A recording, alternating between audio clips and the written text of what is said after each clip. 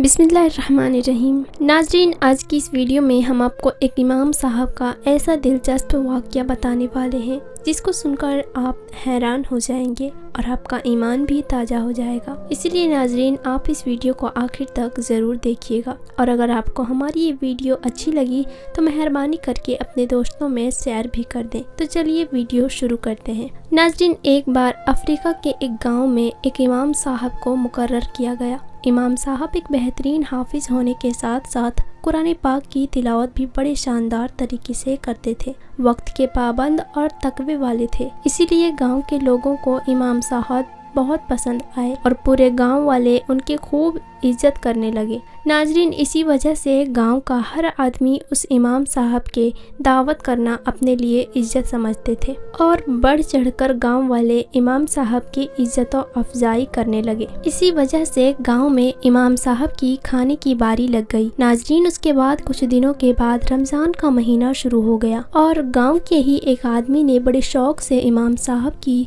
अपने घर में दावत करवाई। दस्तरखान को तरह तरह के पकवानों से सजाया गया। इमाम साहब खाने से फारिग होने के बाद खुश दिली से घर वालों को दुआएं देते हुए वहां से रुखसत हो गए। नाज़रीन, जब इमाम साहब वहां से चले गए तो उसके बाद उस शख्स की बीवी उस दस्तरखान को समेटने लगी तो उसे याद आया कि उसने दस्तरखान के पास कुछ पैसे रखे थे जो वो भूल गई थी। उसने जल्दी से अपने उन पैसों को ढूंढा तो वो पैसे वहाँ पर नहीं मिले। उसने इधर उधर ढूंढा मगर उसको वो पैसे कहीं भी नहीं मिले। उसके बाद जब उसका शौहर नमाज पढ़कर वापस घर आया तो उसकी बीवी ने सारा माजरा उसको सुनाया। शौहर ने भी उन पैसों के ताल्लुक से लाइल्मी का इजहार किया, यानी कि शौहर ने भी यही कहा कि उसको मालूम नहीं है कि वो पैसे कहाँ हैं। थोड़ी देर गौर व फिक्र करने के बाद उन्होंने सोचा कि आज इमाम साहब के अलावा हमारे घर में कोई भी नहीं आया है और इस घर में हमारे सिवा एक दूध पीती बच्ची की है, इसलिए हो न हो उन पैसों को जरूर इमाम साहब ने ही उठाए हैं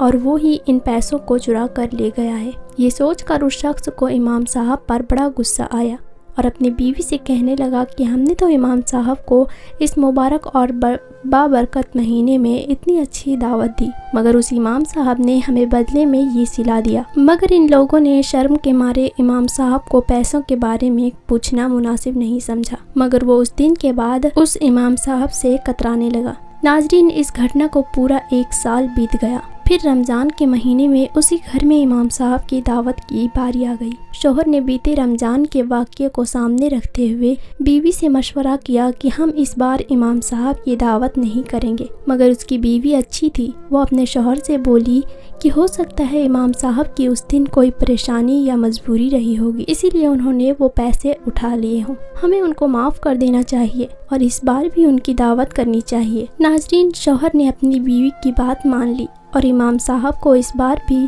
फिर से दावत दी गई। शाम के वक्त इमाम साहब आए और जब उन्होंने खाना खा लिया तो फिर उस शख्स ने इमाम साहब से कहा, क्या आपने कभी ये महसूस किया कि पिछले रमज़ान से मैं आपसे कतरा रहा हूँ? तो इमाम साहब ने कहा कि मुझे मालूम है। उसके बाद उस शख्स ने इमाम साहब से कहा कि इमाम साहब, मैं आपसे कुछ पूछना चाहता हूँ, आप उसका सही जवाब देंगे? तो इमाम साहब ने कहा कि पूछिए।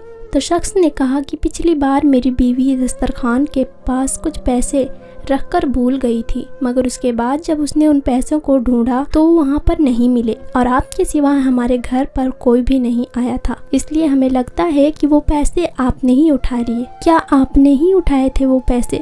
ये सुनकर इमाम साहब ने फौरन जवाब दिया कि जी हाँ, वो पैसे मैंने ही उठाए थे। ये सुनकर उस शख्स के होश उड़ गए। इमाम साहब ने उसको बताया कि उस रोज़ मैंने दस्तरखान के करीब कुछ नोटों को बिखरते हुए देखा था। खिड़की भी खुली थी और पंखा भी चल रहा था। मुझे लगा कि कहीं ये पैसे बाहर ना उड़ जाएं, इसलिए मैंने उन नोटों को जमा करके उठा लिया। इतना कहकर वो इमाम साहब अपना सर झुकाकर रोने लगे। ये देखकर मियाँ बीवी दोनों परेशान हो गए और पूछने लगे कि इमाम साहब, क्या बात हुई, आप रो क्यों रहे हो?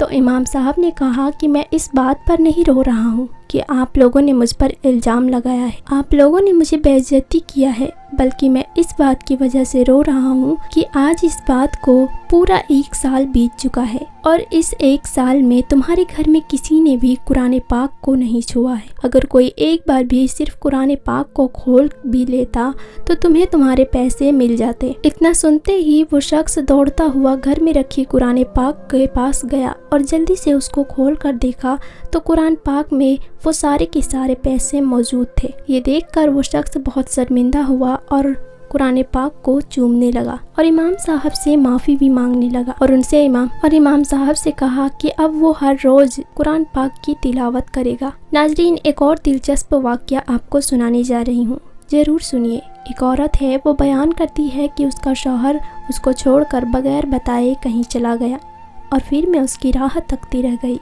मगर वो वापस नहीं आया। जब मेरा शौहर मुझे छोड़ कर गया तो मेरी गोद में छोटी सी बच्ची थी। जब मुझे मेरे शौहर की वापसी का यकीन ना रहा तो मैं अपने बूढ़े बाप के साथ रहने लगी। मेरा बाप भी इस तरह बूढ़ा हो चुका था कि अब वो मजदूरी करने और पैसे कमाने जैसा नहीं था। हमारे हालात आए दिन बिगड़ते जा रहे थे और नौबत फाकों तक आ पहुंची थी। एक दिन मेरी बच्ची को शदीद बुखार आ गया और फिर घर में भी कुछ खाने पीने का नहीं था। दवाई के लिए पैसे तो दूर की बात थी। मैं सख्त परेशानी की हालत में बैठी रो रही थी। हमारी मदद करने वाला कोई नहीं था। अचानक मेरे दिलो दिमाग पर अल्लाह ताला का ये इरशाद छा सा गया कि कौन है जो सुनता है जब वो उसको आवाज़ देता है और उसकी मुसीबत को दूर करता है, जो कि सूरह नमल की आयत में है। अल्लाह के इस आयत ने मेरे अंदर अल्लाह रब्बुल इज़्ज़त की ज़ात पर ऐसा भरोसा और तवक्कुल पैदा कर दिया कि मैं उठी और अपनी बेटी के माथे पर ठंडे पानी का पट्टी रखी। उसके बाद वज़ू किया और 2 रकात नमाज की नियत बांधकर नफिल नमाज अदा की और दोबारा नमाज की नियत बांधकर अल्लाह के हुजूर सजदा रेज हो गई। बच्चे की तकलीफ की वजह से नमाज भी मुख्तसर सी पढ़ी मगर दिल में अल्लाह की ज़ात पर अजीब सा तवक्कुल और भरोसा जाग उठा था। मैं इसी अमल को बार बार दोहरा रही थी। 2 रकात पढ़ती और दुआ करती और बच्ची की पट्टी चेंज करती। मैंने इस अमल को 4-5 बार दोहराया कि हमारे दरवाजे पर दस्तक हुई। मैं और मेरे वालिद साहब दोनों परेशान थे कि रात के इस पहर दरवाजे पर कौन हो सकता है। वालिद साहब ने पूछा कि कौन है तो बाहर से आवाज़ आई, मैं डॉक्टर हूँ। उन्होंने दरवाज़ा खोला तो डॉक्टर ने अंदर आते ही पूछा, मरीज़ कहाँ है। हमने बच्ची की तरफ इशारा कर दिया। डॉक्टर ने बड़ी तसल्ली से मेरी बच्ची को चेक किया, फिर कागज़ की चीट पर कुछ लिखा और मुझे थमाते हुए बोला, लाइए मेरी फीस, मैं चलता हूँ और ये दवाई लाकर बच्ची को इस्तेमाल कराएं। मैंने डॉक्टर से कहा कि हमारे पास तो फीस नहीं है। डॉक्टर को गुस्सा आ गया और गुस्से में डॉक्टर बोला कि अगर फीस नहीं थी तो इस वक्त मुझे फ़ोन करके क्यों बुलाया, मुफ्त में थोड़े ही चेकअप होता है। इस पर हमें हैरानगी हुई कि डॉक्टर को फ़ोन किसने किया। अलबत्ता मैंने हिम्मत करके डॉक्टर को बताया कि हमने तो फ़ोन नहीं किया, बल्कि हमारे पास तो फ़ोन भी नहीं है, हमारे घर में खाने के लिए कुछ नहीं है, हम ये दवाई कैसे ला सकते हैं। इस पर डॉक्टर थोड़ा नॉर्मल हुआ और पूछने लगा, ये सैयद साहब का घर नहीं है। तो उस औरत ने बताया, जी नहीं, उनका घर आगे वाली गली के नुक्कड़ पर है। तो वो डॉक्टर साहब खामोशी से चला गया। मैं वापस अपनी बच्ची के पास बैठ गई। थोड़ी देर गुजरी थी कि दोबारा दरवाजे पर दस्तक हुई। वही डॉक्टर दोबारा हमारे घर पर आया और उसने कहा, मैं उस वक्त तक नहीं जाऊंगा जिस वक्त तक आप लोगों की पूरी कहानी मालूम न कर लूं। मैंने सारा माजरा उसको सुनाया। उसने हमें तसल्ली दी और खुद जाकर मार्केट से दवाइयाँ खरीद लाया और साथ में हमारे खाने पीने के लिए भी काफ़ी कुछ लेकर आया। उसने अपने हाथों से मेरी बच्ची को दवाई पिलाई और जाते वक्त ये कह कर गया कि अब आपको किसी किस्म की फिक्र करने की ज़रूरत नहीं है, हर महीने आपको ज़रूरत का सामान पहुंचा दिया करूंगा। तो नाजरीन, ये है अल्लाह पर भरोसा और तवक्कुल का सिला। जब इंसान अल्लाह की तरफ पूरे यकीन के साथ रुजू करता है तो अल्लाह ताला उसकी ज़रूर मदद करता है। अल्लाह ताला हम सबको कहने और सुनने से ज़्यादा अमल करने की तौफीक अता फरमाए। आमीन सुम्मा आमीन।